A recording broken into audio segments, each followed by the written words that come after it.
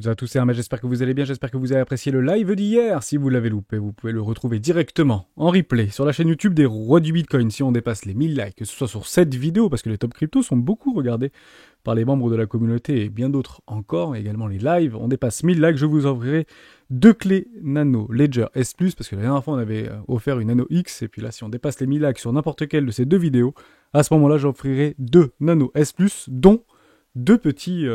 carnet avec 20 $ en Bitcoin. Et d'ailleurs, je le dis, je le rappelle, vous avez le lien dans la description. Vous avez actuellement 30 $ en USD ou BTC, pardon. Oui, c'est 30 $ en BTC directement depuis Ledger Live pour une clé Nano X ou Nano Ledger S plus 20 $ en BTC gratuitement. Vous avez le lien dans la description. Tous les rewards seront redistribués à la communauté. Si on dépasse le montant suffisant pour acheter un Stax, et dès que ça revient, on achètera un Stax et on l'offrira à un membre de la communauté. Je ferai la précommande. Pour l'instant, nous n'y sommes pas, mais je sais que ça vous plaît pas mal au niveau de ces giveaways et de ces petits rewards-là. Je vous redistribue les rewards au niveau de Ledger. Pas de problème avec ça. On va faire un top crypto des membres. Il y a juste une chose qui est extrêmement importante avant de commencer, c'est ceci. Je vous invite toujours à rejoindre le Discord des Rois du Marché. Bien évidemment, vous trouverez le lien dans la description. À l'intérieur, une documentation qui s'appelle la stratégie des 4 rois. N'hésitez pas à l'utiliser, vous en imprégner, vous en inspirer pour vous aussi trouver votre propre style d'investissement, que ce soit sur le court, moyen ou long terme. La seule chose que j'aimerais pas voir sur Bitcoin, c'est qu'on vienne réintégrer et clôturer une semaine en dessous des 29 000 $. Comme ça, vous savez à peu près ce que j'attends pas. C'est clairement une réintégration et une clôture en dessous des 29 000 $. Ça ferait qu'on réintègre le range précédent. L'objectif de cours sera assez simple, c'est d'aller chercher les 25 000 $ derrière. Ni plus ni moins, vous avez des énormes trous dans le volume profile ici, donc ici naturellement, et ici, vous en avez même pas du tout en fait. Il y a zéro volume là-dedans, ça a fait pump direct, donc on a liquidé pas mal de bears ici. Si on vient réintégrer sous les 29 000 $, l'objectif il est très clair, c'est à minima d'aller chercher les 25 000 $. Donc inutile de se remettre en plein milieu de ce range pour acheter en long, ce serait peut-être pas la meilleure solution à faire.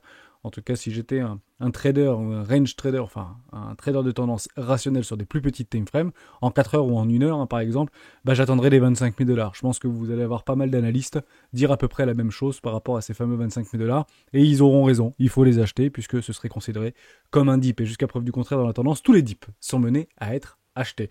On va faire un top crypto des membres. Philippe, tu avais demandé VettChain. Vett, ça fait longtemps qu'on n'avait peut-être pas parlé de Vett d'ailleurs. VettChain, on va regarder où est-ce qu'on en est. Où est Hermès d'ailleurs dans ce VettChain. Moi j'y crois franchement de VettChain, il n'y a pas de problème avec ça. Moi c'est une crypto que j'apprécie profondément, j'ai envie de dire réellement. On avait fait une magnifique explosion haussière, il y avait vraiment de l'intérêt par rapport à cette crypto, ça avait fait beaucoup de hype, la communauté est restée très soudée, on vient tout simplement pas chercher les pressants dans l'eau, on réintègre pas les ranges précédents, vous avez des points de contrôle, j'avais un pending exécution sur du logarithmique ici sous les 0,008, on n'y est pas du tout, on y est même relativement éloigné. Investissement 1, Zoneco, investissement 2, première classe, investissement 3 dans les bottoms de la capitulation de marché. Moi je suis positionné sur VettChain, je doute qu'on vienne chercher mon pending exécution, mais sait-on jamais, on peut très bien faire quelque chose comme ça et aller chercher mon pending exécution. Dès lors, j'attendrai que le cours vienne à moi. Aucun problème avec VettChain.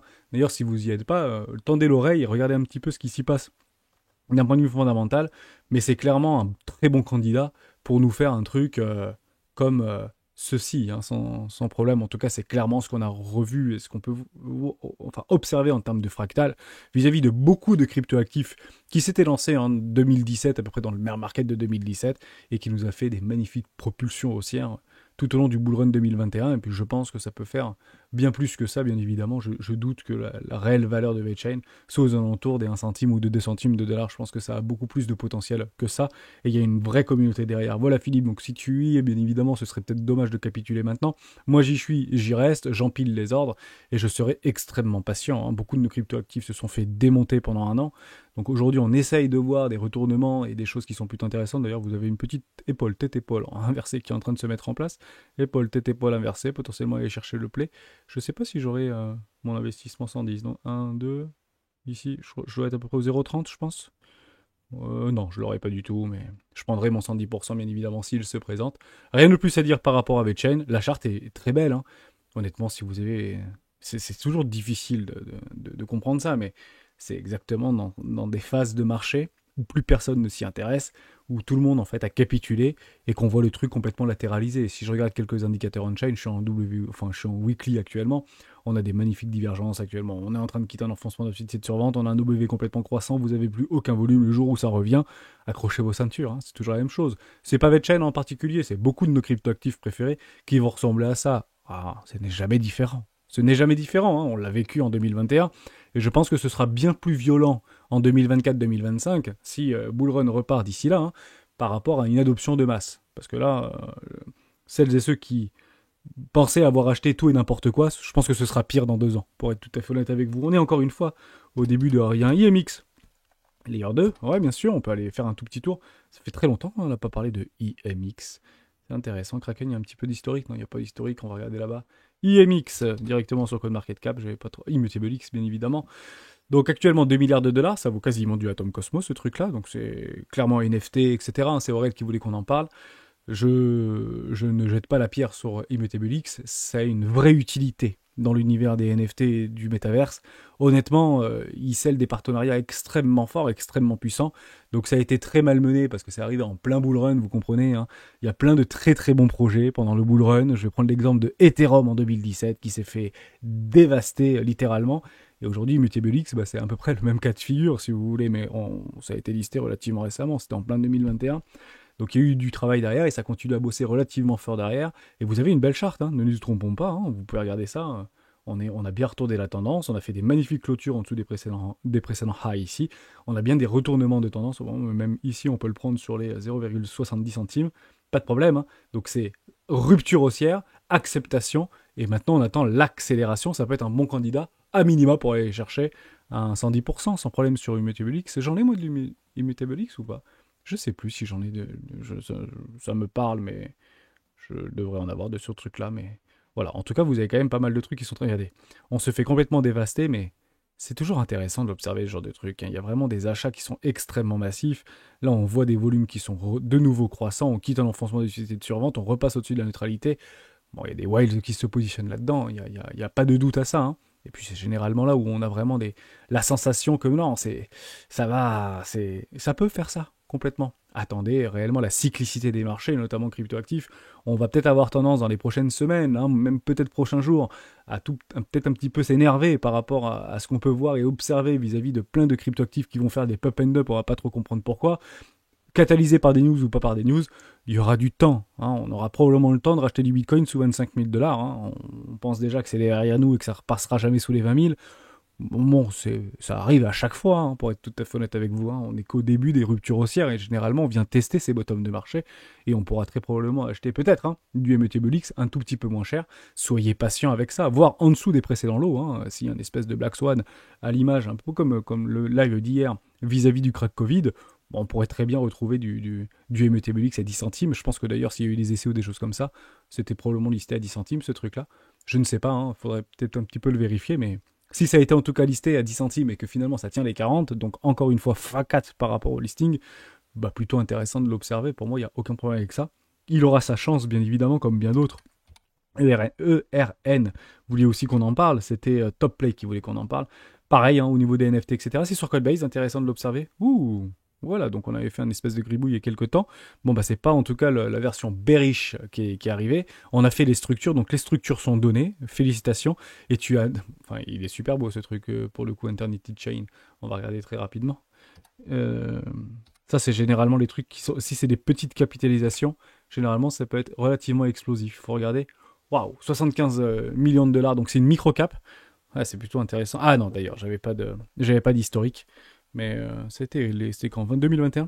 Ok, je prends pas en fait considération par rapport au manque d'historique. Donc je peux pas dire que ce truc est mort. Ce serait complètement mentir en réalité parce que si vous aviez en fait listé de l'Ethereum en 2017, pile en 2017, et que vous n'aviez pas l'historique de l'Ethereum avant cela, vous vous direz mais ce truc est mort. Regardez, on va le reprendre en arrière. Donc toujours avoir la cyclicité, mais voilà. Ici vous avez 2017, mais vous savez qu'en 2015 ce truc-là avait été listé pour 1 centime je crois, ou 10 centimes, 1 euro. Je sais plus c'était combien l'Ethereum, 10 centimes peut-être, ou 1 centime, je ne sais plus. Bref, si vous n'avez pas tout l'historique, si vous voulez, quand vous vous retrouvez sur les 100 $, vous vous dites ce truc est mort. Non, ce truc n'est pas mort, il est monté à 4000 $, et ça peut être un bon candidat par rapport à même, parce que là, on voit vraiment quelque chose qui est en train de se passer en weekly, même sur Coinbase actuellement. bah c'est beau, en fait, c'est clairement ce qu'on attend, hein, pour être tout à fait honnête avec vous, ce type de choses. Donc je connais pas, d'un point de vue, je suis pas légitime, hein, parce que je connais pas ce projet-là, où ça me parle pas trop. Eternity, peut-être je pense qu'on avait déjà parlé, puisque j'avais fait déjà quelques petits gribouillages, mais il faut juste regarder au niveau des ICO, à combien ça a été listé ce truc. En tout cas, il y a eu un magnifique bull run, voilà, c'est toujours pareil. Regardez si c'était du 1 dollar, par exemple, au niveau du listing, ou des choses comme ça, au niveau de l'ICO, 10 centimes. Si c'était 10 centimes, c'est encore à x25, vous comprenez un petit peu l'idée, et il y a une magnifique latéralisation. Enfin, c'est exactement ce qu'on attend, en fait, hein, je vous le dis franchement. Merci d'ailleurs, Top Plate, de m'en avoir parlé de ce truc-là. On va regarder un petit peu au niveau fondamental pour voir ce que ça vaut, hein. Je crois que c'est pareil au niveau des NFT. Je pense que les NFT auront encore une fois de belles années devant eux, par rapport à toutes ces ruptures technologiques, et la possibilité de pouvoir transférer la propriété même d'un actif numérique, hein. Enfin, ce sont des ruptures technologiques, qui ne sont pas arrivées depuis, une cinquantaine d'années maintenant, hein, vis-à-vis des NFT. Si vous pensez que les NFT c'est déjà derrière nous, honnêtement je parierais pas là-dessus. Je pense que c'est réellement devant nous, et on n'a pas vu, le millionième de ce qui va se passer au niveau de la technologie des NFT, des jetons non fongibles, qui sera basé de toute manière sur la technologie blockchain. En tout cas, on le sait, hein, c'est maintenant acté, évidemment, que cette rupture va prendre une place prépondérante dans nos sociétés, dans nos vies au quotidien. Mais ça prendra du temps, hein, ça prendra peut-être 10 ans, et aucun problème au niveau de la structure de marché. Mais si je devais, moi, me positionner, je serais un tout petit peu plus patient, j'attendrai vraiment la rupture. 3,50 $, ça me dérange pas d'acheter un tout petit peu plus cher. Acceptation et accélération, clairement ce qui peut nous donner, surtout que c'est une petite market cap, hein. Au niveau de ERN, on parle de 75 millions de dollars. Donc si ce truc a une communauté, si ce truc a un peu de hype, si ce truc, on va regarder 100 000 personnes, 124 000 personnes. Ok, ouais, à New York, etc. Je ne sais même pas si c'est vrai, mais les mecs qui se payent New York. C'est formidable, hein, honnêtement. Regardez bien au niveau des fondateurs, regardez bien qui il y a derrière. Est-ce que ce sont des personnes passionnées? Est-ce que c'est tout ça? Généralement, si vous avez des red flags, vous les voyez relativement rapidement, hein, sur les réseaux ou sur les communautés. Bon, bah, apparemment, ça a l'air plutôt pas trop mal, ce truc-là. En tout cas, il y a de la vie, hein, et tant qu'il y a de la vie, il y a de l'espoir. Mais en tout cas, ces structures de marché sont bien maîtrisées par des baleines, donc why not? FLM, toujours, hein, toujours pareil dans cet univers un peu, plateforme DeFi. C'était, des concurrents de Uniswap, de SushiSwap, etc. Est-ce que ça vaut le coup encore ou pas? FLM, j'en avais acheté moi personnellement, ouais, j'en avais acheté. Un peu des challengers, c'est des challengers de couverture par rapport à Uniswap, etc. Bon, bah finalement, on s'est un petit peu fait malmener, mais pareil, hein, vous avez des mêmes structures de marché, l'OBV complètement croissant, qui dans l'enforcement de de survente, je suis toujours en weekly, vous avez des divergences sur le RSI, notamment en 14 périodes. Pour moi, aucun problème avec ça, je pense que ce truc a réellement de l'avenir. Il n'y a pas de problème, c'est un projet d'ailleurs, un fondateur chinois qui avait créé Neo. Donc Neo, j'aimais bien cette blockchain, j'aimais bien cette technologie, c'est un ancien, fondateur de Ethereum qui avait participé à la création d'Ethereum. Donc ces mecs-là sont des génies, ils ont besoin de rien, ces gens-là, ça bosse en fait, et il faut juste, bien vérifier que ça continue à bosser derrière, que ce truc-là ne perd pas entre guillemets sa communauté, ou que ce truc-là ne perd pas sa légitimité par rapport à ses fondateurs. On se rapporte toujours à ce qu'on connaît le mieux, et généralement quand vous avez une startup qui va bien, et ben vous aimez bien son fondateur. Quand le fondateur quitte l'entreprise pour X et Y raison, bah généralement c'est que l'entreprise va pas très bien, pour être tout à fait honnête avec vous. Donc c'est un cas de bon sens qu'il faut vraiment regarder pour savoir qui est le fondateur, qu'est-ce qu'il fait et qu'est-ce qu'il devient au sein même de ce projet-là. Hein, je pense que c'est le plus important, puisque généralement les capitaux viennent en fonction des personnes, et pas forcément par rapport à une pensée, à une croyance, etc. etc. Vous pouvez être un entrepreneur, à succès. Vous avez créé 10 boîtes. Sur les 10 boîtes, vous en avez croulé 9, et il y en a une qui a marché. Et bien sur celle qui a marché, vous allez relever de l'argent sur la 11e. Vous comprenez ce que je veux dire? C'est super important. Et ben c'est à peu près pareil sur les projets, blockchain. Je pense que s'il y avait quelqu'un derrière qui a continué à travailler, qui a continué à apprendre, qui a continué à progresser, qui a fait beaucoup d'erreurs et qui aujourd'hui relance un projet et nous explique que c'est peut-être le meilleur projet du monde qui va concurrencer Ethereum, ou j'en sais rien, hein, qui va concurrencer Uniswap, et ben pour le coup, ce mec-là aura du crédit, si vous voulez. Ou cette femme-là, bien évidemment, hein, aura du crédit par rapport à ses dires, tout simplement. Et c'est comme ça qu'on arrive à capturer de la valeur par rapport à des phénomènes de hype. Et la structure est plutôt belle, donc FLM, plus personne n'en parle, mais ça latéralise, comme beaucoup de nos cryptoactifs latéralisent. Si ça latéralise, ça veut dire une chose qui est très simple. C'est ça aussi qu'il faut vraiment comprendre. Si vous voyez un prix latéralisé, c'est qu'il n'y a plus de vendeurs sur ce marché. Que se passe-t-il lorsqu'un cours monte? Généralement, il y a des acheteurs. Il n'y a pas de vendeurs quand le cours monte. C'est pas vrai. Il y a beaucoup plus d'acheteurs quand il monte que que de vendeurs. C'est que du bon sens en réalité. Mais dans un bear market, dans des retracements qui sont cinglants, qui sont difficiles psychologiquement, dans des périodes de capitulation, dans des périodes de dépression, lorsque vous voyez un cours latéraliser, quel que soit le temps où il va latéraliser, c'est pour ça que je dis souvent les plus patients attendront des confirmations. Hein. Les plus patients attendront des confirmations. Je vous explique pourquoi. Parce que est-ce que c'est plus intéressant d'acheter ceci ou c'est plus intéressant d'acheter ici, ici, ici, ici? Vous vous mettez à la place d'un gros portefeuille. Vous vous mettez à la place d'un nouvel investisseur. Et bien partez du principe que son play, ce sera la confirmation, acceptation et accélération. Pourquoi? Parce que sinon, ça voudrait dire que vous bloquez du capital d'un point de vue indéfini sur une forme de croyance. Tout simplement. Et généralement, les gros capitaux se positionnent dans la tendance. Et actuellement, la tendance n'est pas haussière. Actuellement, la tendance est baissière sur ce type de token et sur FLM. Donc, il faudra être extrêmement patient. Donc, j'ai acheté là. Je ne vais pas vendre pour acheter plus bas. Ce n'est pas dans ma stratégie.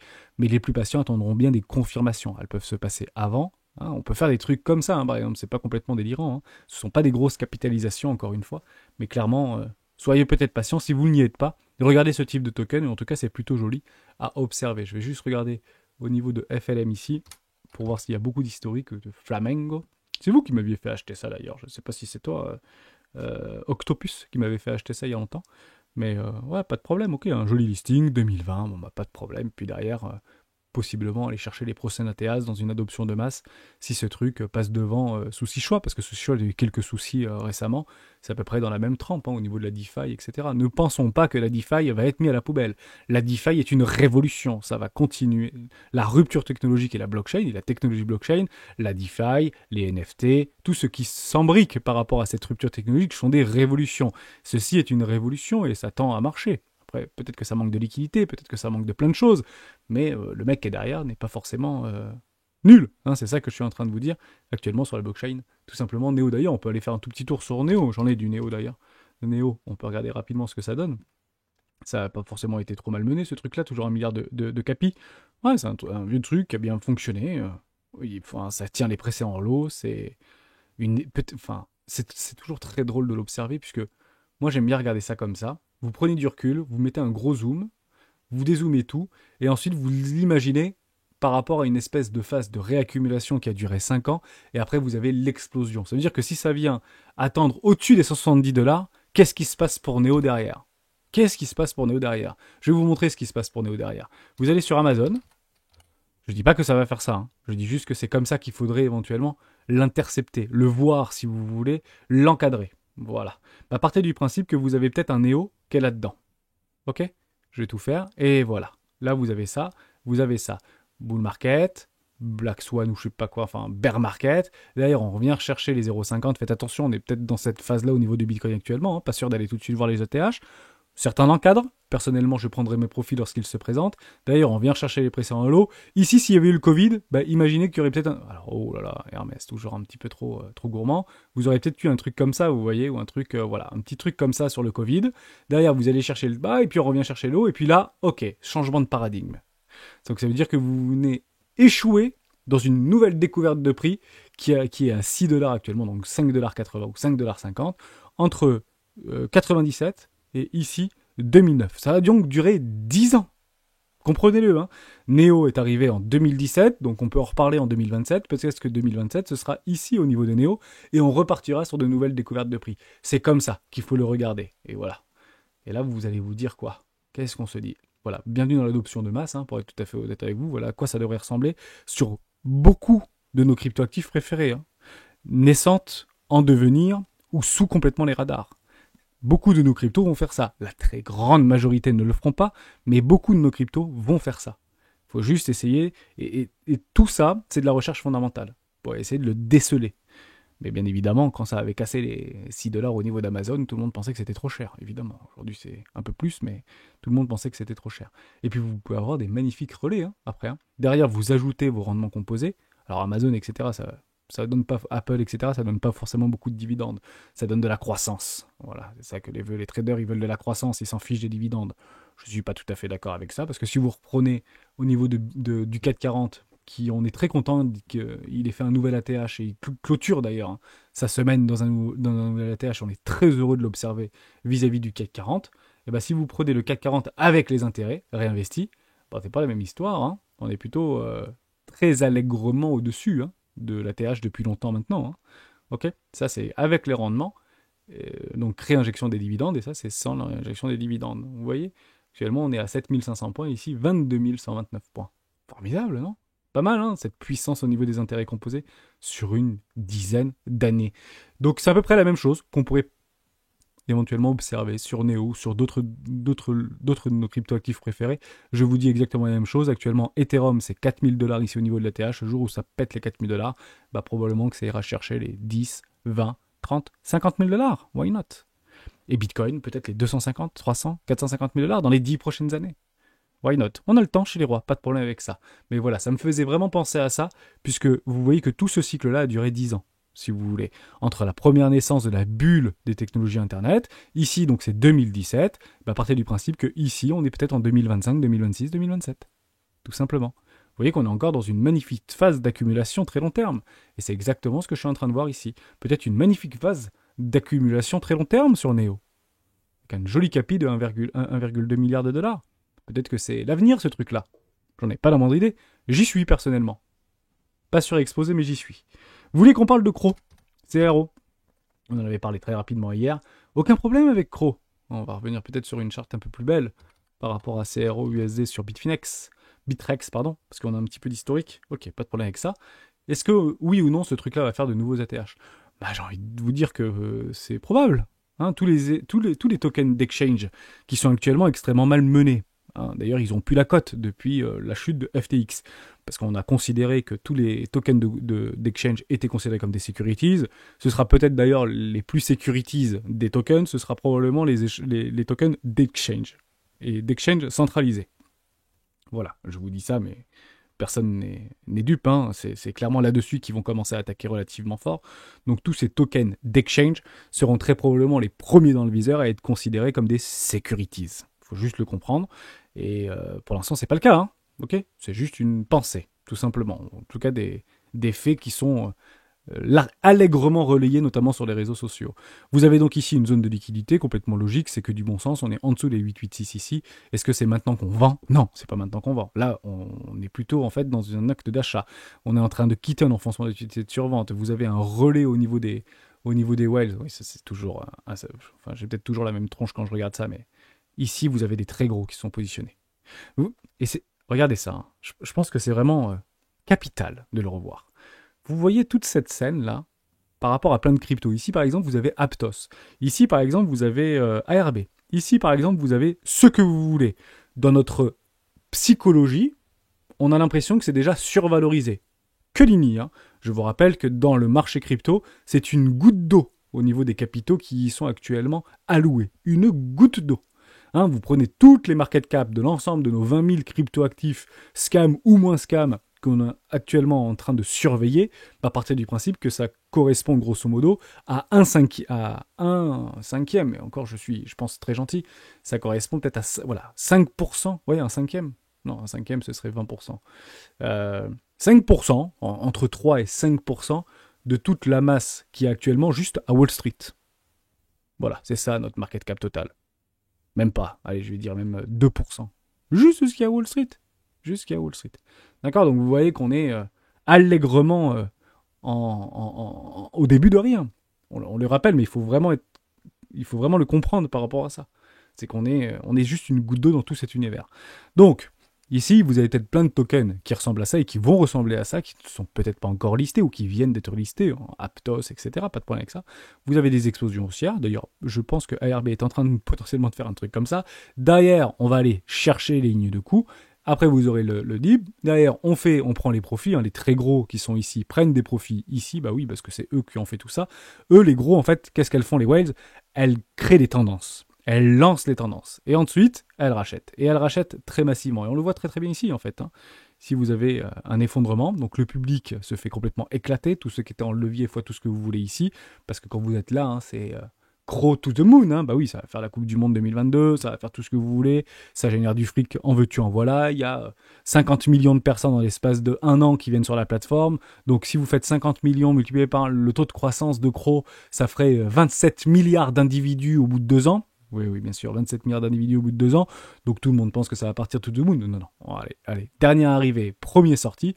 Et derrière, on peut repartir. Et c'est exactement ici que Crow travaille. Donc, la moralité de ce que je viens de vous dire, c'est qu'il y a des gros qui défendent leur prix d'entrée. C'est exactement ce qu'on veut observer pour définir si oui ou non une crypto est morte ou non. Si les gros maintiennent les cours, c'est que c'est pas mort. C'est qu'ils le soutiennent. Et c'est exactement ce qu'on est en train d'observer sur Crow. Dès lors, si je suis intéressé sur Crow, évidemment que je tends l'oreille et que je tends les yeux sur cette charte-là et je pourrais en investir sans aucun problème sur ces niveaux de valorisation, investissement, même à l'aveugle. Il n'y a pas de problème avec ça. De là à le vendre sur ces niveaux de capitalisation, ben non. Hein, c'est malheureusement la dernière chose à faire. Puisque tout nous indique qu'il y a des whales qui sont derrière, et en tout cas des très gros portefeuilles, qui ne veulent pas le voir tomber ce token. Après, si crypto.com tombe, bah, ma foi, probablement que son token va tomber avec lui, mais actuellement, c'est clairement pas le cas, comme on peut bien sûr l'imaginer. On continue avec Theta. Theta, ça fait quelques temps qu'on n'avait pas parlé. Où est-ce que j'en suis, moi, de Theta? On le regarde jamais, enfin, on dit qu'on le regarde jamais, mais finalement, on le regarde plutôt souvent. OBV complètement croissant, des divergences complètement confirmées, en enfoncement d'objectif de survente, ça fait quand même plaisir d'observer ce type de charte actuellement. On pourrait presque de passer en logarithmique sur ce type de choses. Je vois bien évidemment un nouvel ATH sur Theta, pas de problème avec ça. En tout cas, ça a été très bien vendu au niveau de Theta. Hein. C'est impressionnant, hein. Vous imaginez C'est difficile de vendre les tops, hein. Vous imaginez? Regardez, hein. Est-ce que vous arriverez soyons honnêtes. Parce qu'on achète les tops, on vend les bottoms. Ok. Vous vendez le top, là, vous? C'est incroyable, non? Comment vous faites pour dire je vends où, là, en fait? Hormis prendre des profits dans la montée. Regardez-le comme ça. Ça a vraiment fait ça, hein, quand on le voit. Hein. C'est... Voilà, un petit x5, là. 5000%. Ça fait du bien. x5, mais et j'étais pas au bottom. Hein. C'est-à-dire que j'étais vraiment déjà dans la tendance. Hein. J'étais déjà dans le c'est beaucoup trop cher. Hein, vous comprenez hein, l'idée. Hein. Donc quand la tendance est lancée, qu'est-ce qu'on fait? On tire nos fibos. On va chercher juste ici, au niveau de nos retracements. 618, zone de... Oh, comme c'est bizarre. Voilà. On vient exactement entre un 618 et un 786. Ceci est une bougie de liquidation. Les bougies de liquidation, le cours a 90% de chances de faire, de travailler au-dessus de ce qu'on appelle des mèches de liquidation. 90% de chances de venir au-dessus travailler sur ces mèches de liquidation. C'est exactement ce qui s'est passé. On a travaillé et accélération. Ici était le point d'entrée de toutes les grosses baleines. Et d'ailleurs, je pense qu'on va peut-être le voir. Voilà, vous voyez les pics des volumes ici, là? L'augmentation au niveau du volume, l'augmentation au niveau de l'OBV. Waouh, c'est impressionnant. On revient chercher la neutralité, c'est le bon play. C'est pour ça que je vous dis, ne soyez pas trop pressés sur Bitcoin, ne soyez pas trop pressés sur Ethereum, ne soyez pas trop pressés sur... Même si on commence à le voir partir, le zouzou. Hein, regardez-le partir, le zouzou, il n'y a pas de problème. Regardez, hein. On va le reprendre par rapport à tout ça. On va juste faire x54 divisé par 54, comme ça on aura plus de visibilité. Partez du principe qu'on peut observer ce type de choses. Vous voyez, vous prenez les bottoms, vous allez chercher les tops, regardez, hein. Regardez, hein. On peut, vous voyez, ça vient à 3000$, on peut encore acheter moins cher que là, hein, sur les 610, 686. Hein. On peut aller beaucoup plus haut, encore beaucoup plus haut, beaucoup plus haut. Hein. Vous voyez ce que je veux dire? Regardez, on va même chercher le dernier pic. Voilà, donc j'encadrerai si Ethereum m'intéresse. Là, je peux plus en rester, je pense, parce qu'on vient de sortir d'une zone de rechargement d'achat. Bref, moi, mes derniers Ethereum, je les avais achetés à 1280$, pour info. Donc derrière, ça peut faire un truc comme ça. Bon, bah, généralement, on hedge la position, on essaie de regarder tout ce qui est macroéconomique. Est-ce qu'on a une dépréciation ou un resserrement monétaire? Est-ce que ça va dans le bon sens? Est-ce qu'on a ou est-ce qu'on continue l'amélioration économique mondiale? C'est aussi la question qu'on pourrait se poser à ce moment-là. Mais bah, derrière, c'est plutôt là-dedans qu'il faudrait acheter. Vous voyez ce que je veux dire? Donc n'ayez pas raison trop tôt, bien évidemment. Ne courez pas derrière le prix, laissez le prix venir à vous. Et ici serait éventuellement un bon play. La question qu'il faudra se poser à ce moment-là, c'est est-ce que ces bottoms de marché tiennent? Si on clôture une bougie en weekly, ici, nous avons les bottoms de marché qu'on pourra acter. Jusqu'à maintenant, on n'avait pas. Et actuellement, lors je vous parle, on n'a pas encore acté les bottoms de marché. Les confirmations de structure seront ici. Généralement, c'est acceptation et accélération. Jusqu'à je ne sais pas quoi. D'accord? Jusqu'à un retracement pour sortir tout le monde. Donc c'est exactement ce qu'on avait observé ici, dans une moindre mesure bien évidemment, puisque là on était déjà dans une phase de réaccumulation. Et derrière ça part, et on retourne donc sur une phase de réaccumulation au niveau des Theta, c'est complètement défendu, on continue à acheter les bottoms. En tout cas, on essaie de défendre les prix d'entrée. Ah oui, bah, j'étais encore en... Pardon. J'étais encore dans mon truc où on voyait plus rien. Voilà, donc bah, un peu difficile, bien évidemment. Donc, investissement, investissement 2, investissement 3, investissement 4 potentiel, j'étais dans le train. D'ailleurs, on est en train d'essayer de structurer un petit peu comme à l'image de IMX par rapport à une épaule, tête, épaule inversée, juste là. Les plus patients entendront quoi? Une invalidation bear, ça veut dire une clôture, une acceptation au-dessus des 1,72$, tout simplement. N'ayez jamais peur d'acheter trop cher, puisque avoir peur d'acheter trop cher, c'est avoir la possibilité d'acheter moins cher. Eh oui! Ne pas se donner le temps d'acheter plus cher, c'est se donner l'opportunité, enfin, se donner le temps d'acheter plus cher, se donne l'opportunité d'acheter moins cher. Évidemment, vous n'avez pas encore les confirmations ici. Vous avez un petit W Weekly quand même juste là. On vient faire le neckline W Weekly, c'est plutôt pas mal. Hein. On essaye de retourner la tendance. Pour moi, la tendance baissière sera éventuellement invalidée hein, sur ce ratio-là, 1,31$ plutôt. Et confirmation ultime, hein, le neck plus ultra au-dessus des 1,71$. Voilà par rapport à Theta. Dès lors, si je n'étais pas exposé sur Theta, eh ben je ne m'investirais pas sur Theta. J'attendrais d'acheter plus cher. C'est complètement fou à dire, je ne vous l'ai pas dit hier, mais regardez Deezer. Deezer, quand ça a été listé, enfin quand ça a été introduit en bourse, nommé en grande pompe par Bruno Le Maire, je vous avais dit on en achètera 2 fois moins cher. Cherchez pas, ce truc-là n'a jamais été rentable. N'y allez pas, je vous l'ai dit d'ailleurs peut-être le jour même ou le lendemain. Regardez l'introduction au bourse de Deezer et vous reprenez la vidéo d'Hero du Bitcoin. On va se donner la possibilité d'en acheter au minimum 50% moins cher. Et je vous avais dit voilà, c'est bon, je suis arrivé sur mon point de pending exécution. Maintenant j'attends quoi en weekly? Une réintégration. Voilà, tout simplement. Donc on était là. Et je dis, bah voilà, moi ce que j'attends sur Deezer, c'est une réintégration, une rupture, et au minimum, j'en achèterai au-dessus des 3$. Au minimum. Ça veut dire que si je dois l'acheter, c'est que je veux vraiment qu'on commence à voir vraiment ce type de choses. Bon, bah je me suis mis plutôt éloigné, pour être tout à fait honnête avec vous, et aujourd'hui ça me donne la possibilité de quoi? Mais ce truc est en train de mourir. Littéralement. Donc moi j'étais d'accord, alors que c'était à 2,40$ ou 2,40€ ou 2,50€, je dis moi je suis d'accord pour en acheter à 3,10$, et finalement ça me donne la possibilité d'en acheter à 1,40$. Est-ce que j'achète du Deezer? Non, j'achète pas de Deezer, mais je vais en acheter. J'utilise Deezer, je trouve que l'application est géniale. J'ai aussi Spotify, moi je préfère Deezer pour être tout à fait honnête avec vous parce que j'ai plus l'habitude, c'est très français.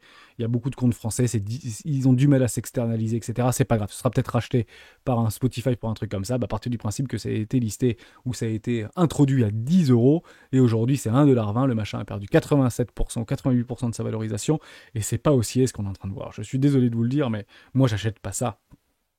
Ceci n'est pas haussier. Ceci est un échec cuisant, encore une fois, par rapport à une introduction française. Ceci n'est pas une opportunité honneur. Ceci n'est pas les soldes. Ceci est pas bon pour Deezer. Et je suis très lasse en réalité de vous le témoigner comme ça. Donc j'attendrai quoi? J'attendrai des arrachements haussiers. Ici, on avait un truc sympa quand même. Vous voyez, on avait le début du truc là. Hein. Il était là le début là. Je vous ai dit, allez, c'est bon. J'ai peut-être un signal. J'ai un premier signal, j'avais dit. J'ai un premier signal, on quitte un enfoncement de tête sur ventre, retour des volumes qui étaient relativement faibles, mais plutôt des volumes qui commençaient à être croissants et des volumes acheteurs ici, vous le voyez comme moi, hein, volume acheteur de plus en plus croissant. Vous prenez 10 heures, vous prenez une crypto, c'est la même chose. Hein. Et puis derrière, bah ok, on attendra bien une acceptation au-dessus des 3$, prix psychologique, si on a une acceptation, je mets un premier investissement ici. Ouais. J'ai envie de vous dire, c'est tant mieux, puisque ça m'a donné la possibilité de ne pas faire un investissement, et si je le fais ici, prenez l'exemple, hein. Je veux mettre 1000€ là-dedans. Investissement 1, donc 250€. On fait le calcul de combien j'ai. Si je mets maintenant 250€, ça équivaudrait à combien à moins 60%? Ça correspondrait à 600€. Donc les 250€ que j'ai pas mis là, ça correspondrait au même, si je remets 250€ ici, à 600€ que je pouvais mettre. Ici, c'était les soldes. Hein. Soyez complètement convaincus. Ici, c'était. Ça y est, ça repart. Ouais. Là, je pense qu'il n'y a plus grand monde. Maintenant, il faut regarder sur Deezer s'il y a du Vanguard derrière, qui y a derrière, est-ce qu'il y a du BlackRock qui va mettre machin. Par contre, si vous voyez un BlackRock qui commence à investir quelques millions de dollars là-dedans, partez du principe que ça va faire un truc un peu comme ça, probablement. Voir un truc comme ça et en avant. Ok, je le mets. Et je serai moins cher que mon prix que j'avais imaginé précédemment. Mais j'attendrai ça. C'est ça, acheter de la news. Toujours trop tard, toujours après la guerre, bien évidemment. Mais vous avez les premiers signes comme quoi il y a des retours de volume. Et actuellement, il n'y a aucun retour de volume. C'est pas haussier. Je vous le dis, c'est clairement pas haussier à niveau de 10 heures. Donc, je le garde sur un coin de ma tête et je le regarde comme ça. On parle de UOS. Pourquoi UOS? Parce que dans quelques jours, il y aura le lancement de leur plateforme au niveau gaming. Donc, ça a été annoncé en grande pompe. buy the rumor, potentiellement sell the news. Si sell the news, d'accord, alors viens me chercher ma neutralité, reviens me chercher ma moyenne mobile mensuelle. Il n'y a pas de problème avec ça. Pour moi, ça reste un top crypto. Je prendrai mon 110% lorsqu'il se présente au niveau de UOS. Je vous en avais parlé puisque c'était aussi sur Swissborg d'ailleurs, hein, au niveau de UOS, c'est sur Swissborg. Et enfin, elle est belle cette charte, encore une fois. Hein, on regarde les trucs. Ça fait plaisir de regarder des trucs comme ça. Ça fait longtemps qu'on n'avait pas vu ça quand même. Donc c'est plutôt plaisant. Vous avez votre confirmation pour information. Ah bah voilà, au moins on a un bon exemple sur eux. C'est cool que vous ayez demandé d'en parler. Donc juste là, vous avez des magnifiques structures. Des W, dans des W, dans des W, dans un énorme W weekly. Si on clôture comme ça, ce sera un W mensuel. D'accord? Vous avez votre confirmation. Dès lors, vous avez une confirmation en weekly. Acceptation. Pas de bougie de réintégration, la tenter la réintégration, ça a été ravalé. Ok, les grosses sont positionnées. Maintenant, ce que j'attends de voir, c'est une accélération. Vous achetez un tout petit peu plus cher que moi si vous n'êtes pas positionné sur UOS, mais partez du principe que vous n'avez pas beaucoup de temps, puisque probablement que la news sera vendue. Soyez convaincus par rapport à ça. Hein. Il y a une news qui va arriver dans quelques jours, donc peut-être qu'on est en train de réenclencher la tendance. Mais vous avez d'ailleurs des obliques hein, que vous pouvez éventuellement jouer. Moi, je jouerai bien sûr les 110%, et j'aurai mes UOS complètement gratuitement. En tout cas, je serai patient. Ils sont où mes 110% là-dessus? Bah ils sont bientôt, je vais finir par les avoir sur UOS, il n'y a pas de problème avec ça. Voilà, donc j'avais acheté de l'UOS, mais la charte est très très belle. Hein. Ne pensez pas que ça y est, c'est déjà trop cher. Hein. Maintenant, mais j'aurais pu en acheter à 19, 20 centimes, etc. Regardez UOS, regardez un petit peu comment c'est, allez fouiller au niveau du fondamental. Moi, ça fait longtemps que j'avais... alors d'ailleurs, ça fait partie d'un bon cas d'école au niveau de UOS, parce que j'en avais parlé au début de la chaîne des rois du Bitcoin. Si vous reprenez quelques vidéos, ou quelques top crypto, peut-être dans les premiers top crypto, je crois qu'on parlait de ça, on était peut-être là-dedans, là. Je crois qu'on était là. Je sais pas où est-ce qu'on était sur UOS, et beaucoup voulaient qu'on parle de UOS. UOS c'est l'avenir, UOS c'est le gaming, UOS c'est une plateforme, UOS c'est tout ce que tu veux, ça va révolutionner, et on va tuer Ubisoft avec UOS, et voilà, le nerf de la guerre c'est là. Je dis, il n'y a pas de problème. Moi je rachèterai de l'UOS ici, dans une classe éco, potentiellement une première classe, voire un 606 et je l'avais oublié, cette crypto. On l'avait oublié, c'est un membre qui m'en avait rappelé, m'avait dit, bah regarde Hermès, UOS. Ah, ok, UOS, mais c'est super. Et je dis, ok, j'en rachète là. Et j'en avais pas racheté finalement, je crois. Ou peut-être que j'en avais racheté, mais j'ai pris mon 110%. Moi, je sais plus. Bref, en tout cas, j'ai un investissement là-dedans. Ou c'est peut-être mon prix d'entrée. J'en ai racheté, j'avais pas fait un investissement 2 là-dedans. Bon, en tout cas, je l'ai acheté là-dedans. Je me rappelle avoir acheté là-dedans de UO, c'est investissement 2 là. J'ai dû faire une petite erreur au niveau de mon investissement, mais bon, grosso modo, pour c'est à moi, voilà où est-ce que j'achète, quoi. Pas de problème avec ça. Non, j'achète pas là. Moi, j'achète là-dedans. Tout simplement. Comme Bitcoin, je l'ai acheté là-dedans. 23 600$. Je voulais en acheter moins cher, j'ai pas pu en acheter moins cher. Peut-être un petit peu trop gourmand à la baisse, et bah tant pis. Je suis exposé, je suis donc dans le train et je n'ai aucune frustration de ne pas avoir chopé les 12 842$ sur Bitcoin, car il n'y est pas allé jusqu'à preuve du contraire. Il est déjà passé par la case 30 000$ avant d'aller faire un petit tour à 10 000, alors qu'il était à 15 500$, et c'était beaucoup plus facile pour lui d'aller faire un tour à 12 000 que de faire un tour à 30 000. Mais le marché en a décidé autrement. C'est pas grave, je suis exposé, pas surexposé, et engagé, tout simplement. Voilà pour ça. On finit avec Gala. Pas de problème. Granny, tu voulais qu'on parle de Gala? Gala. Gala, ça fait longtemps. Oui, tu l'as dit 20 fois, Gala, je crois, dans le live hier. J'ai dit oui, alors on va parler de Gala, il n'y a pas de problème. Gala, c'était un des tokens les plus listés, enfin les plus stakés, me semble-t-il, par rapport au vesting, etc. Toujours dans la même approche, métaverse, etc. Il n'y a pas de doute par rapport à ça. Oui, c'est très bien. Oui, c'est beau, et oui, c'est peut-être mieux que le métaverse de Mark Zuckerberg, pour être tout à fait honnête avec toi. En tout cas, il y a une vraie... ils ont réussi vraiment à créer une belle communauté, c'est un petit peu à l'image de Sandbox, ou un petit peu à l'image de comment ça s'appelle Illuvium, etc. Mais c'est pas exactement ça, comment ça s'appelle déjà? Mince, bon, je l'ai plus au niveau de ce métaverse. Bon, il y en a beaucoup, hein, maintenant. Vous allez me dire des métaverses qui est en train de se créer. Eh ben, on a presque l'impression que ces mecs-là, ils sont meilleurs que du Facebook, etc. Pour être tout à fait honnête avec vous. Et je pense que l'avenir du métaverse se trouve actuellement sous nos yeux. Pas forcément Gala, mais sous nos yeux. Je pense que l'avenir du métaverse se trouve dans un environnement décentralisé, accessible à tous, monétisable et tout ce que vous voulez, tutti quanti. Voilà. Donc honnêtement, je vote oui pour Gala, il n'y a pas de problème. Ça peut faire partie d'un excellent candidat.